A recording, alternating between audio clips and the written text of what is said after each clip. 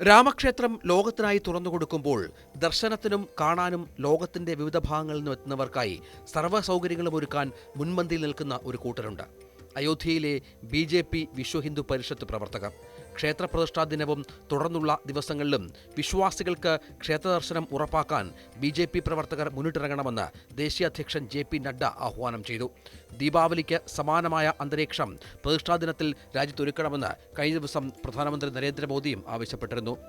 രാമക്ഷേത്രത്തിൽ ജനുവരി 25 മുതൽ മാർച്ച് 25 വരെ ദിവസവും 50,000 പേർക്ക് ദർശനം സാധ്യമാക്കുകയാണ് ലക്ഷ്യം. അയോധ്യയിലെത്തുന്നവർക്ക് ഈ ദിവസങ്ങളിൽ താമസ സൗകര്യം ഒരുക്കി നൽകാൻ BJPയുടെ വോളണ്ടിയർമാർ രംഗത്തുണ്ടാകും. രാജ്യത്തെ 430 നഗരങ്ങളിൽ നിന്ന് അയോധ്യയിലേക്ക് ദിവസവും ട്രെയിൻ സർവീസ് ഉണ്ടാകും. അയോധ്യയിലേക്ക് പോകുന്നവരെ സംസ്ഥാന തലത്തിലും മറ്റും കൺവീനർമാരെ നിയോഗിച്ചിട്ടുണ്ട്. എന്നാൽ BJP പതാക ഉപയോഗിച്ച് ആരും അയോധ്യയിലേക്ക് പുറപ്പെടരുതെന്നും നിർദ്ദേശം നൽകിയിട്ടുണ്ട്.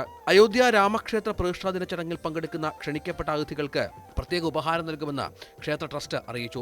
പ്രസാദത്തിനൊപ്പം അയോധ്യ ദർശൻ എന്ന പുസ്തകത്തിന്റെ കോപ്പികൾ അതിഥികൾക്ക് സമ്മാനിക്കുമെന്ന് ക്ഷേത്ര ട്രസ്റ്റ് അറിയിച്ചു. ഗീതാ പ്രസാണ് പുസ്തകം അച്ചടിക്കുന്നത്. ചടങ്ങിലേക്കായി പുസ്തകത്തിന്റെ 10,000 കോപ്പികൾ ഉടൻ അച്ചടിക്കുമെന്നും ക്ഷേത്ര ട്രസ്റ്റ് അറിയിച്ചു. അയോധ്യ നഗരത്തെപ്പറ്റിയും ചരിത്രത്തെപ്പറ്റിയും വിശദമാക്കുന്ന പുസ്തകമാണ് അയോധ്യ ദർശൻ. രാമായണത്തെ ചില ഭാഗങ്ങളും പുസ്തകത്തിൽ ഉൾപ്പെടുത്തിയിട്ടുണ്ടെന്ന് ക്ഷേത്ര ട്രസ്റ്റ് അറിയിച്ചു. ശ്രീരാമന്റെയും രാമക്ഷേത്രത്തിന്റെയും ചിത്രമാണ് പുസ്തകത്തിന് പുറംചട്ടയിലുള്ളത്. അയോധ്യയിലെ പ്രതിഷ്ഠാ ദിനത്തിൽ തീയതിയും പുസ്തകത്തിൽ ചേർത്തിട്ടുണ്ട്. ചടങ്ങിൽ പങ്കെടുക്കുന്ന എല്ലാ അതിഥികൾക്കും അയോധ്യദർശൻ പുസ്തകം സമ്മാനിക്കും. അതേസമയം തിരഞ്ഞെടുക്കപ്പെട്ട വിശിഷ്ടാതിഥികൾക്ക് 3 പുസ്തകങ്ങൾ അധികമായി നൽകുമെന്നും ക്ഷേത്രവുമായി ബന്ധപ്പെട്ട വൃത്തങ്ങൾ അറിയിച്ചു. തിരഞ്ഞെടുക്കപ്പെട്ട 100 അതിഥികൾക്ക് അയോധ്യ മഹാത്മ്യ, ഗീത ദൈനംദിനി, കല്യാൺ പത്രയുടെ പ്രത്യേക പതിപ്പ് എന്നിവ സമ്മാനിക്കും.